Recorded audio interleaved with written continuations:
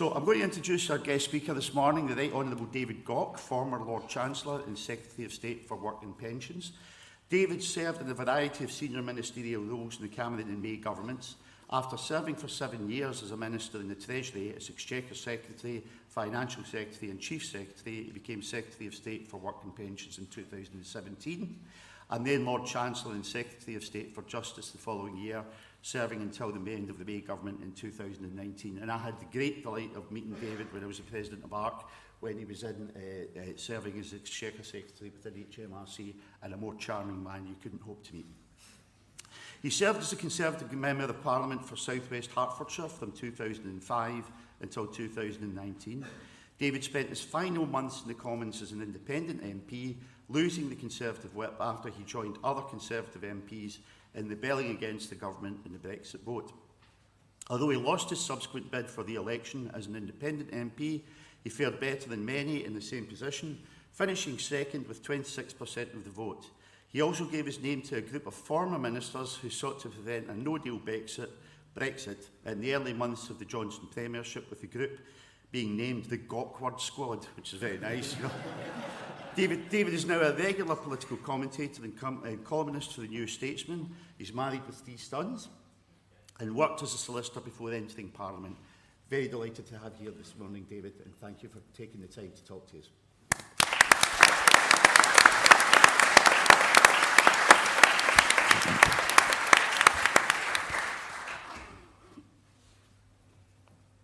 Well, thank you, Tony, and thank you, ladies and gentlemen. It is a great pleasure to be with you today. I haven't spoken to this many civil servants for quite some time.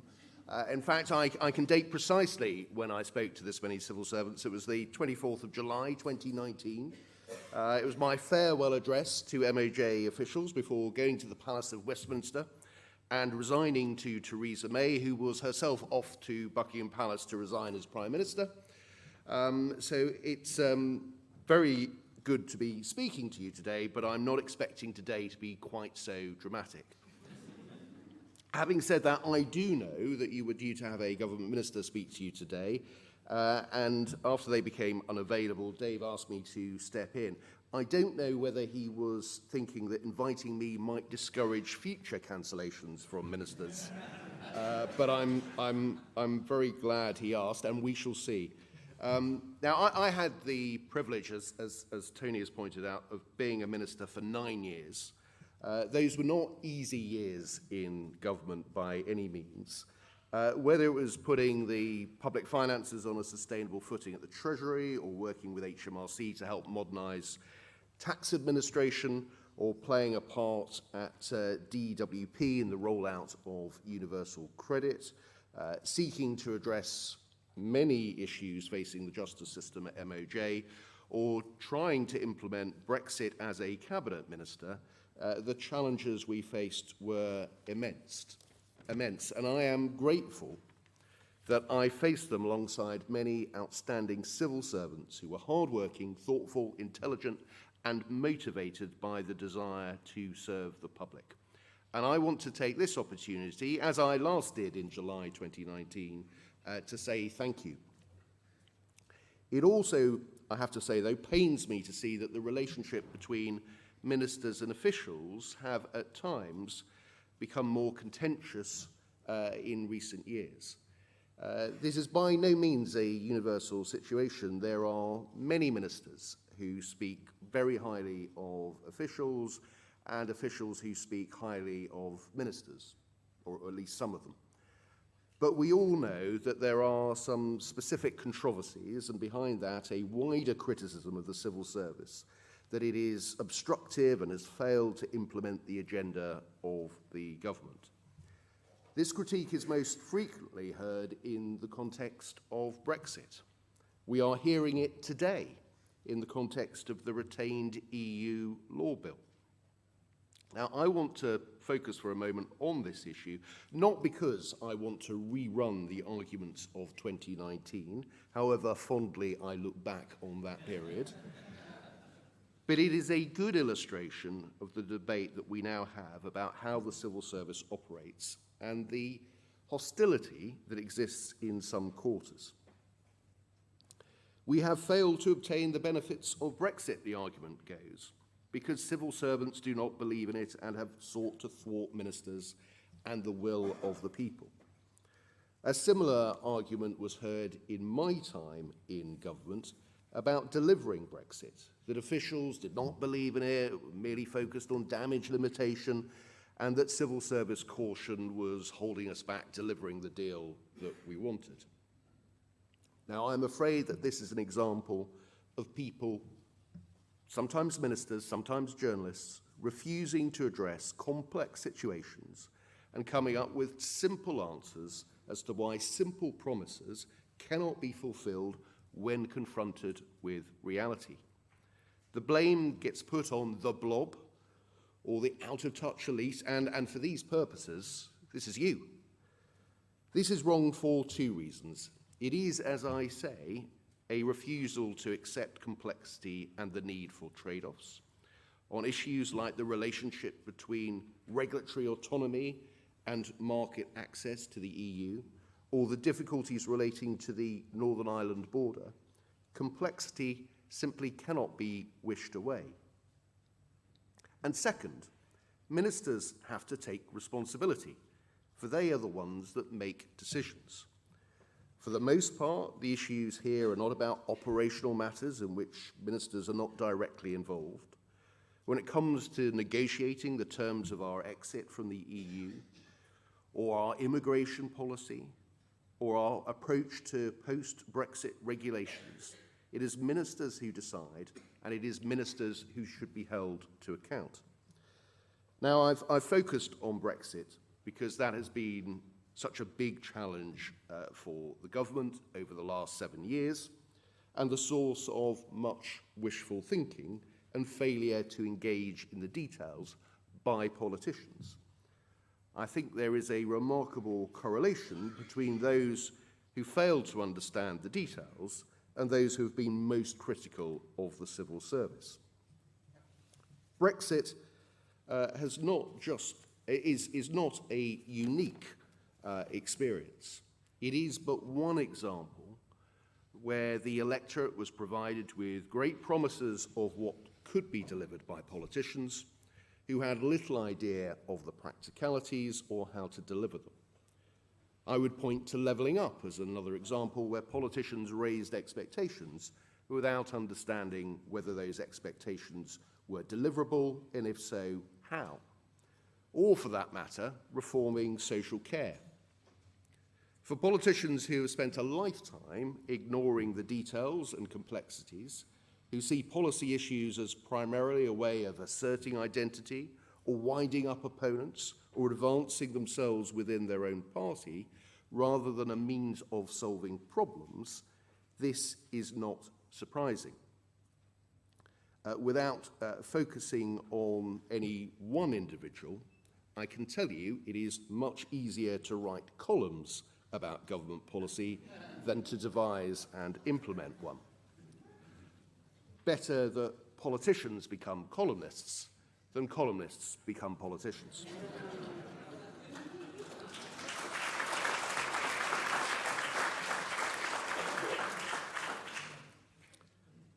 I thought you'd get that. And last September, we had a new Prime Minister elected as leader of her party on a platform that many observers, including this one, believed involved taking great risks with the stability of the public finances. Now, those observers turned out to be right. What is the civil service to do when presented with ministers who have a mandate from the general public or from their party membership, but who have failed to understand the risks and consequences involved in pursuing a particular policy? I would argue that good ministers should want officials who are prepared to tell truth unto power. I know I wanted officials who were prepared to set out the complexities and trade-offs, who are prepared to warn. I appreciate that this is easier said than done for officials when the response to civil servants is that they are accused of being negative or obstructive, and in the case of Tom Scholar last year, removed from post. That decision in particular sent a chilling signal across Whitehall. If ministers subsequently believed that not every consequence of a high-risk fiscal strategy was set out to them by their civil servants, they have only themselves to blame. As I say, I would encourage officials to tell me the truth. I wanted to know if policies were not working, however politically uncomfortable that might be. I did not want to learn of a problem from the media or the opposition. Wherever possible, I expected my officials to anticipate problems and to know about problems before they reached the public domain. There might be times when I was prepared to put up with a downside, with public criticism, with negative publicity, but I wanted to do so with my eyes wide open. In other words, I considered it part of the job of officials to share bad news. Now, if that was the duty of officials, the duty of ministers is to give officials the confidence to do precisely that. And that takes me to a second common observation about the civil service that is, to my mind, wide of the mark. It is the argument that the best way to get the best out of the civil service is to be seen as tough.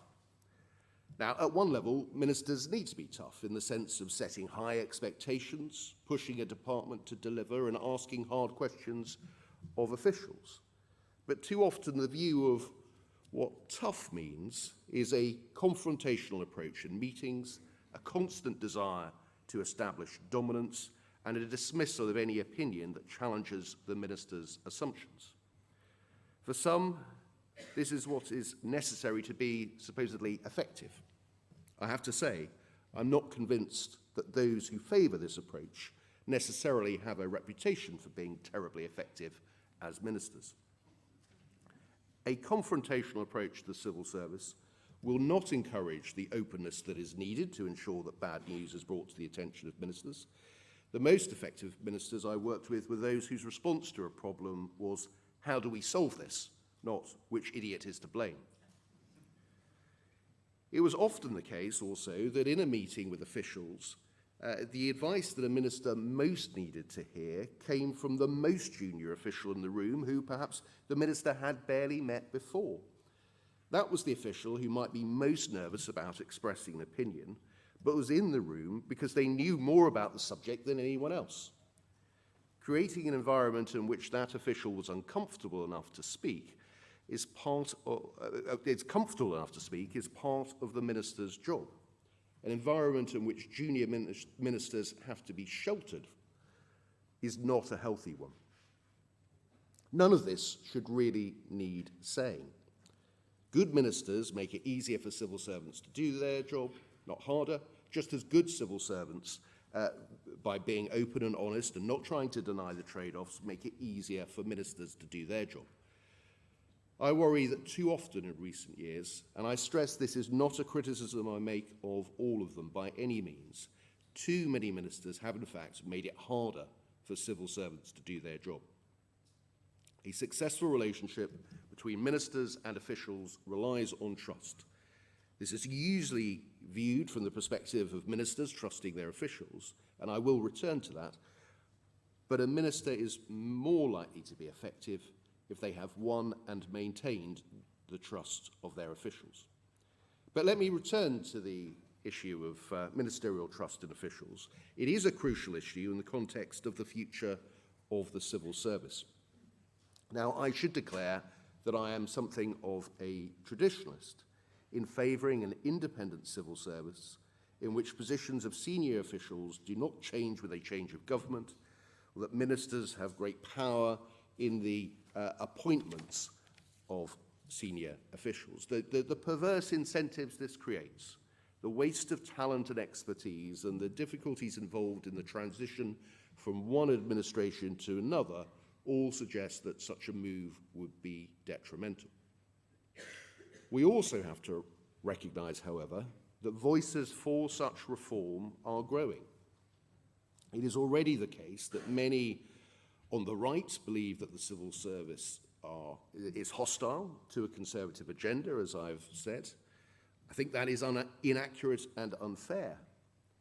But it is also the case, as a matter of statistical probability, that an organisation consisting to a great extent on youngish graduates living in London and working in the public sector is not an overwhelmingly conservative demographic. This does not, of course, mean that they cannot do their jobs. I'd argue that perhaps my former party should do more to appeal to youngish graduates living in London and working in the public sector. But my point here is that this is an environment in which suspicions may grow. In a more polarised world, and a world in which social media makes it easier to discover someone's political leanings, there is potential for trouble. That is why it is so important that the values of the civil service must be maintained. That means telling truth to power, as I say, but also implementing ministerial decisions once made. That was certainly my experience in office, and that ethos has to be protected. I hope that some of the most helpful advocates for the civil service, or I believe that some of the most helpful advocates for the civil service are former ministers with a positive experience, ensuring that as many current ministers have that positive experience, and I accept that that is harder to do in some cases than others, the more advocates the traditional civil service will have in future. Of course, it is possible, indeed likely, that we will see a change of government next year. This will bring new challenges, as there will be a new generation of ministers to deal with, ministers who, for the most part, will be new to Whitehall. Some ministers will take to the role easily, others will require more support. The civil service will need to help new ministers understand some of the skills of the job, setting priorities, mastering policy details, building a team, developing relationships with stakeholders, without giving the impression of house training them. It will also be necessary for the civil service to understand a different political and parliamentary dynamic, especially if we have a hung parliament. It might just be appropriate to look up the details of how the coalition government of 2010 to 2015 operated. There will also be plenty of continuity. As an unreconstructed former Chief Secretary to the Treasury, I feel obliged to point out that whoever is in government, the public finances are still going to be under strain. An emphasis on taxpayer value for money will be inevitable. There may even be appetite for public sector reform. But whoever is in government, the country needs a strong, confident, effective and independent civil service. I know that that is what you all want to deliver, and I wish you luck in achieving that. Thank you very much.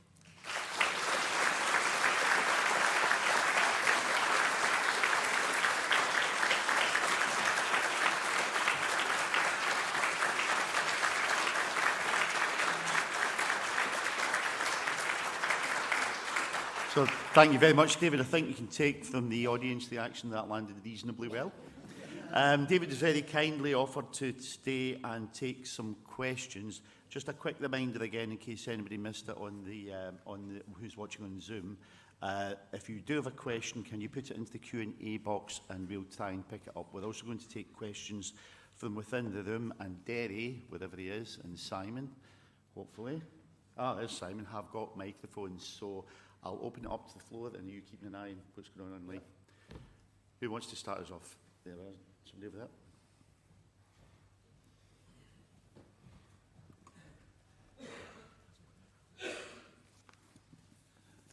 Thank you, David, for your speech. My question is, the Constitutional Reform and Governance Act of 2010 sought to clarify the relationship between the Civil Service Code and the SPADs.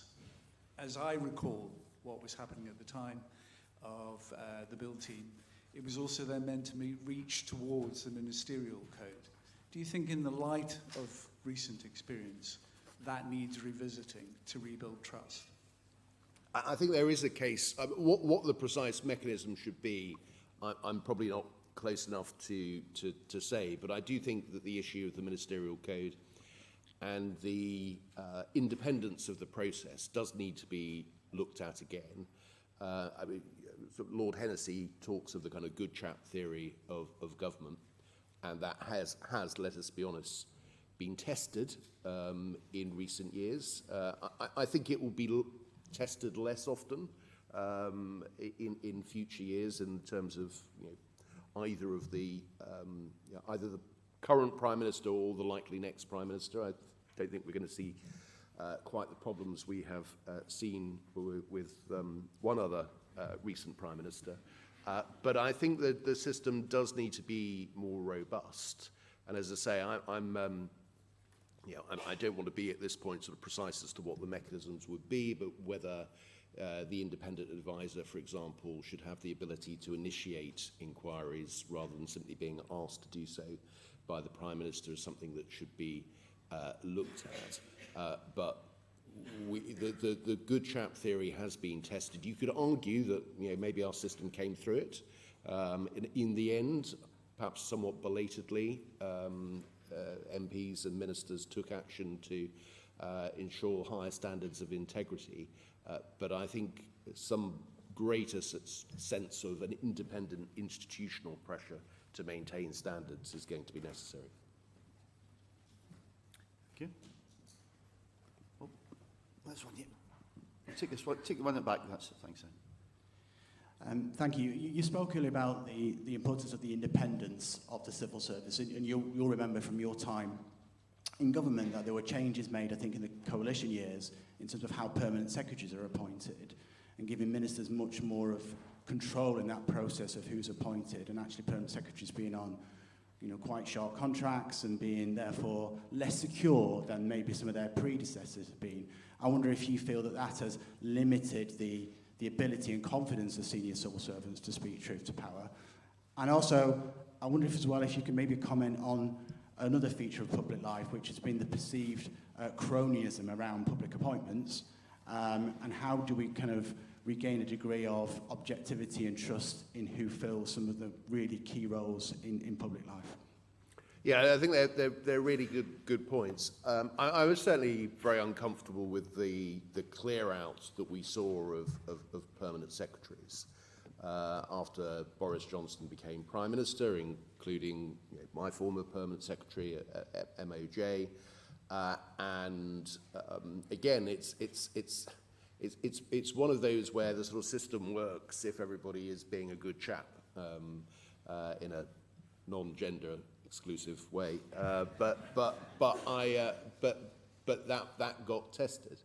The balance here, the challenge is, should there be some degree of accountability for permanent secretaries, and how do you do that in a way that doesn't undermine independence? And the reforms that I think that were made in 2010 sort of work perfectly reasonably if you've got reasonable ministers, and that's where it got really tested. And either similar to the sort of previous question, either we look again at the sort of institutional arrangements, or can we or do we expect higher standards from ministers? I don't think it's a sort of straightforward answer, but I was very uncomfortable with what was happening with permanent secretaries.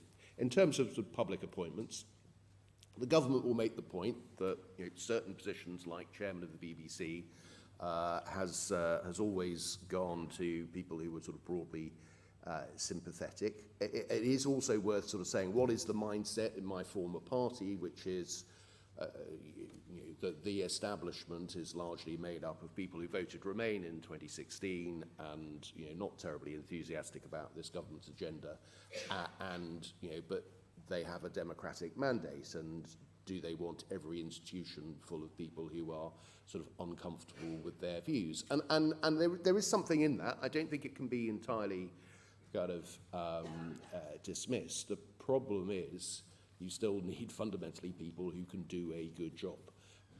And at times that has caused tension. I think there have been times where there's one very obvious appointment to the House of Lords that was objected to and overridden. And there isn't a perfect system here. But again, if governments cannot behave in a sort of sensible, restrained way, and government hasn't done that over the last few years on occasions, then I think you do have to move into a world where you kind of beef up the independent institutions to protect the country from that sort of cronyism. And I think trust has been undermined, and to some extent, it's why I think that the Johnson government actually sort of set its own cause back by riding roughshod over so many conventions that you now actually have to strengthen conventions that may not be terribly helpful to those of that viewpoint. Thanks, David. I should probably have stayed at the start. If you don't mind, if you're asking a question, could you just say your name to begin with? I think there was one down here, Derry, and then there's one over at the other side. Simon, if you can be ready. Oh, Derry, down here. Oh, sorry. It's going like clockwork. Thank you. Hi, I'm Ashley Robinson from the Home Office. Thanks for sharing so far. I wondered if you could share with us one thing you know now about the civil service that you wish you knew when you first started working with the civil service. That's a really good and, well, I was always the view that I thought ministers should ask tough questions of civil servants, and now you're asking a tough question of an ex-minister. I suppose the thing that you don't quite realise as before you become a minister is really how closely you have to work with your civil servants, and how the sort of strong bond that ideally one should sort of develop with, particularly with your private office, but also sort of elsewhere. Quite how to some extent dependent you are, but also just how useful the private office is. It was one of my frustrations over the whole sort of Dominic Raab issue, was that actually one of the things you look back on as one of the things I miss about not being a minister is not having a private office. Here you've got all sorts of problems get solved for you. Working life, it's terrific. All the sort of the boring stuff is looked after, but also the stuff that you're really interested in will really help you do what you want to do, and the sense that you have got in your office a number of very bright, very enthusiastic sort of young people who come into work with the objective of making your day easier. What an unbelievable privilege that is. Why on earth would you find yourself disgruntled with it? So I think that sort of sense of just how used properly with the right people, if you can make the relationship work, quite what a privilege that is. Thank you, David.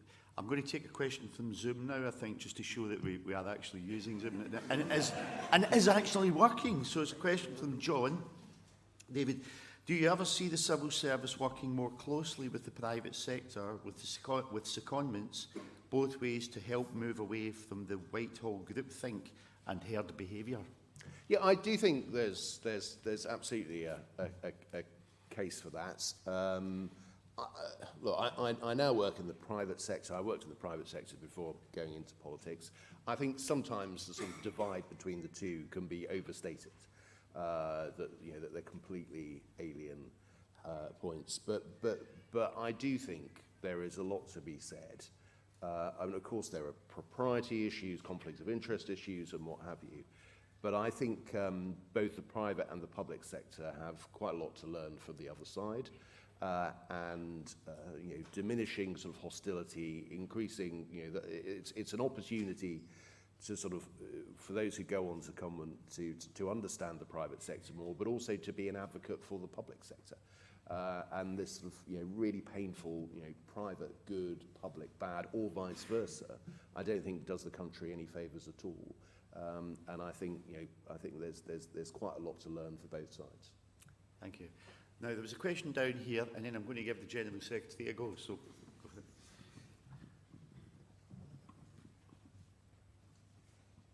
Thank you. I'm Colin. I work in number 10. It's recently become very common in certain broadsheets for civil servants to be attacked, as you've mentioned, calling us the blob, suggesting we're obstructive or in some way biased against the government. Of course, the civil servants can't defend ourselves in public.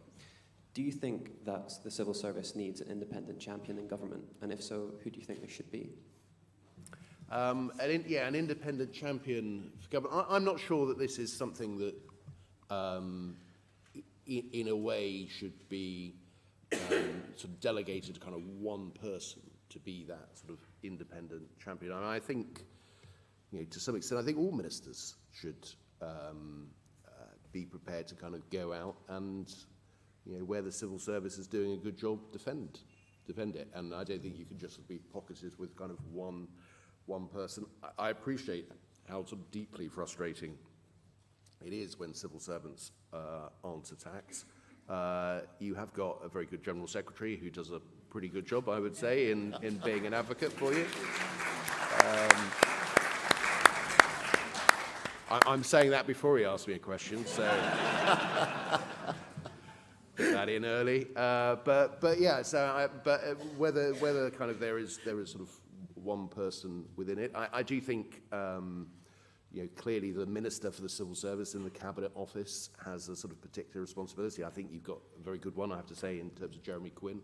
So I think, but I think it sort of falls on all those who are ministers to be prepared to put the record straight. Mr. Payman. Yes.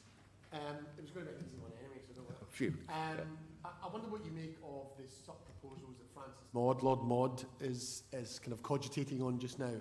I mean, it seems it's gone back to a bit like the kind of extended ministerial offices, but the premise is that ministers need greater support, and that support should be greater political appointments, but a kind of hinterland of not special advisors, civil servants who are kind of personally appointed. I wonder what your experience was as a minister and whether you think that would be a positive development around how ministers operate in their interaction with the civil service. Yeah, I'm a little bit wary of it. It partly depends on how it's implemented. If it genuinely is sort of additionality, if what we're talking about is something which is a little bit more like more SPADs, but not essentially sort of taking away the kind of fundamentals of an independent civil service. So I don't think you want to be in a position where, the day after you remove that wider political office, there's kind of everyone sort of scratching their head and saying, well, who's in charge of this and who understands this? Because the permanent civil service now doesn't have that expertise. I think SPADs, when done well, add a lot of value. When done well, work very constructively with the civil service. I was very proud of the fact that I got really positive feedback from civil servants about the role my SPADs did, because it complemented what the civil servants were doing. It wasn't a confrontational relationship for the most part, and it wasn't replacing what they're doing. So I think if you can, the challenge is not to diminish that sort of permanent civil service, not to diminish that independence, that willingness to provide sort of bad news, but something which is sort of SPADs plus, I think can be done in a way that doesn't undermine it, but won't necessarily be done. So I think you have to look at the details. Thank you. So Vicky Johnson, my immediate predecessor, was indicating. So Vicky, go for it with Simon. Thank you. Tony's already said, Vicky Johnson. I work for HMRC, and we worked with you obviously quite a lot when you were in the Treasury and Treasury Ministers. If you could have done, what fundamental thing would you change about the income tax system and why? Oh, right. So the income tax system. So no political constraints and so on. The fact that we have got, we've essentially got two income taxes, one of which we describe as national insurance contributions, just adds a huge amount of complexity to our tax system, creates quite a lot of unfair outcomes, is, to be honest, a bit of a con on the electorate. So if we're looking at the income tax system, I would have, in an ideal world, and I never, fooled myself into thinking I was operating in an ideal world, but in an ideal world, I would have brought them together to have one income tax, and one broad-based, straightforward, transparent income tax and worked our tax system on that basis. But it was never really on the cards. I was working with the Office for Tax Simplification, sadly no longer with us, they put forward sort of measures about how you could bring the two closer together. But I'm afraid it is just politically too difficult, and it's much easier to raise national insurance contributions than it is to raise income tax. And I think the risk is, and we saw this with the health and social care levy, is that actually we end up with a third tax on income. And my bet is actually, if we have a Labour government, we probably will have a third tax on income. And so rather than going from 2 to 1, we're going to go from 2 to 3. But there you go. Do you have time for another couple, David? Yeah, sure. Perfect. What we got back here? Hi, my name is Linda Kelly, and I'm from the Government Legal Department in Treasury Legal Advisors. I think the Institute of Government has said that one of the challenges that we face is that the skills you need to be a successful politician in Westminster, in your party, in the press, are very different from the skills that you need to be a successful Secretary of State, and that no one person can have those. I think that's your simple answers, complex problems point, and I wonder what your views are on that, and whether that's contributed to our recent challenges with ministers. Yeah, I mean, look, there's anyone who has read Anthony Selden's recent biography of Boris Johnson at number 10,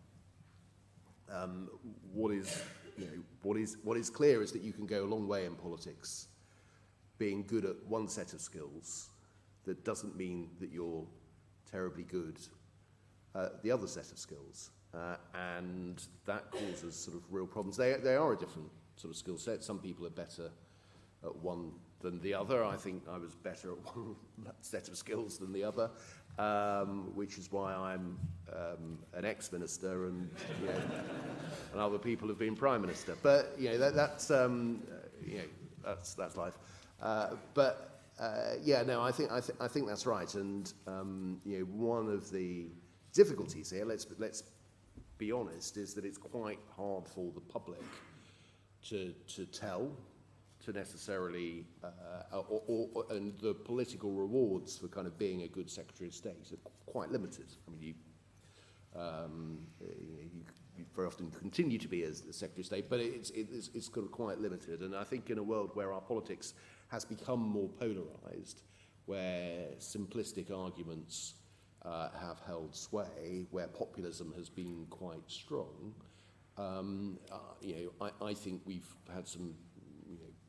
I think we've got a better cabinet, by the way, we've had for some time, but we've had some pretty weak cabinets in recent years. And that is a consequence of that, and I think the country has suffered as a consequence. And in a way, until the sort of public demands competence, and maybe there has already been a mood shift, but until the public demands competence isn't necessarily going to be rewarded. Mike?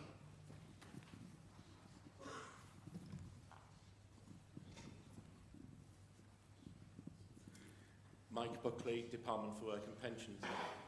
I was intrigued by your answer to Vicky. Let's simplify the tax system and bring all the taxes into a single tax. 13 years on, we still haven't completed the rollout of universal credit, which brought many benefits together. How's that going? Well, I'm a supporter of universal credit. It was an enormous task and immensely challenging. I think the criticism that it's taken a long time. I mean, clearly it has taken a long time.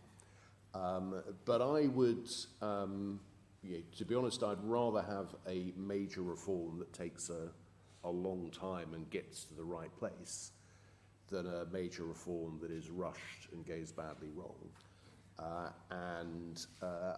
I think it's been a pretty remarkable achievement by the officials in DWP to deliver a major welfare reform that I think is along the right lines. I think the idea of bringing those benefits together, of trying to ensure that there's a sort of simpler taper rate, that people, the recipients can understand how the system works. I think those are all laudable objectives. No system is going to be perfect. There are certainly questions about whether it could be more generous in particular ways. But I think it was right to undertake that reform. I think it is a better system than what we had before.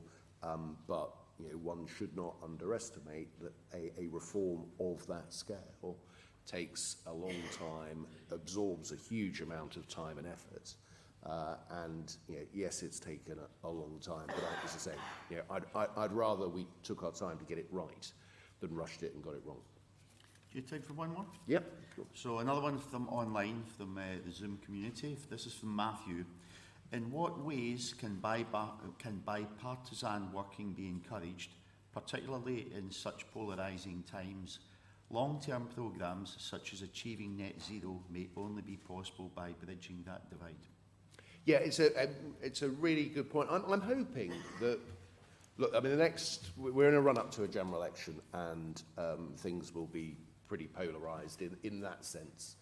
But to some extent on the fundamentals, if you look quite carefully at what both the Conservatives and Labour are saying at the moment, there's not that much of a difference between them on quite a lot of issues. You can find differences, but certainly a lot closer than was the case when Jeremy Corbyn was leader of the Labour Party, for example. And there is opportunity for some work there. I get frustrated. I mean, we're currently going through, people are having a sort of fit of the seizures at the thought that there might be a kind of coalition between Labour and Liberal Democrats after the next general election. The idea that political parties might be working together being such a terrible thing, I'm not convinced that that is right. I served in a coalition government, and whatever one might think about the policies that were pursued, and not everyone here will be an enthusiast for those policies, but as in terms of how it operated and the orderly way it operated, it was a much better government than what happened subsequently, to be honest. So I think within government, parties working together is no bad thing. And I think there are a whole host of areas where you do have to think about the long term, net zero being the most obvious example. And again, will that happen? To some extent, it's whether politicians perceive the public as rewarding that kind of grown-up, sensible approach. And I think sometimes politicians underestimate where the public is on this. Come back a little bit to this sort of, they're going to create it's going to be a coalition. I don't think that terrifies quite a lot of the public anyway. And politicians working together can be rewarded. It's just a question of whether our politicians will perceive that as happening or not. I hope they do. But yeah, the reality is lots of issues require long-term thinking, some stability, a sense of strategy, and then sticking to it. That can be really, really difficult in government, but when you do it, there are real benefits and rewards. Excellent. David, it's a genuine pleasure seeing you again, and you're as charming as ever. Thank you very much.